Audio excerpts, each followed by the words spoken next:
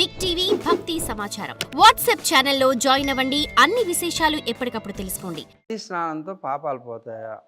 ఇదొక ప్రశ్న. నదీ స్నానంతో పాపాలు పోతాయా అంటే ముందు మన శరీరానికి ఉన్నటువంటి అనేక రకాలైనటువంటి దోషాలని పోయేటువంటి అవకాశం ఉంటాయి. ఎందుకంటే మన ఇంట్లో స్నానం చేసేటప్పుడు మనకి అది ఒక ప్రవాహం కాదు. ప్రవాహం ఎప్పుడూ కూడా ప్రవహించే నది జీవతుల్యమై ఉంటుంది. అంటే దాంట్లో బయో ఎనర్జీస్ అలాగే ప్రాకృతికమైనటువంటి శక్తులు నిబిడీకృతమై ఉంటాయి. ఎప్పుడు కూడా నది ప్రవహిస్తూ ఉంటే అది ఎప్పుడు కూడా జీవనది అని అంటారు.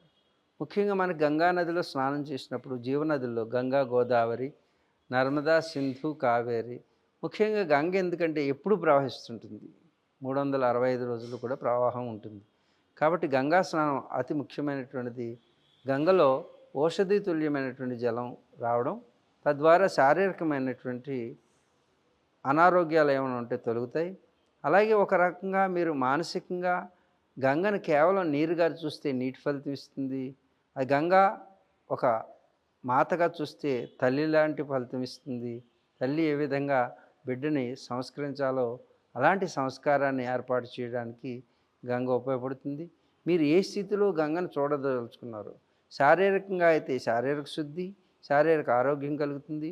మానసిక స్థితి, భౌతిక స్థితిలో అయితే మంచి మానసిక ఉల్లాసాన్ని, మనసు ప్రశాంతమైన స్థితిని, అలాగే బుద్ధి విచక్షణని మనకి గంగాదేవి నదులన్నీ కూడా సాక్షాత్తు మన పెద్దలు నిర్దేశించిన నదులన్నిటిలో ఈ ఫలితాలు వస్తాయి.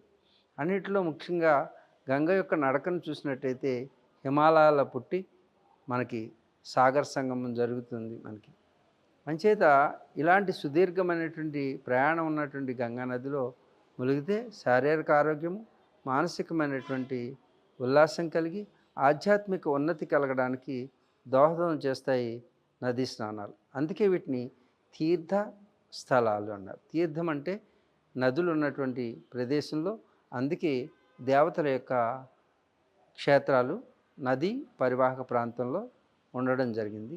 అంతేకాకుండా నాగరికమైనటువంటి నగరాలన్నీ తయారవడానికి ఆ యొక్క నీటి ప్రవాహమే ఆధారం. కాబట్టి నీటి ద్వారా బహువిధమైనటువంటి ప్రయోజనాలు నదుల వలన కలుగుతాయి. For more videos like this, subscribe Big TV channel.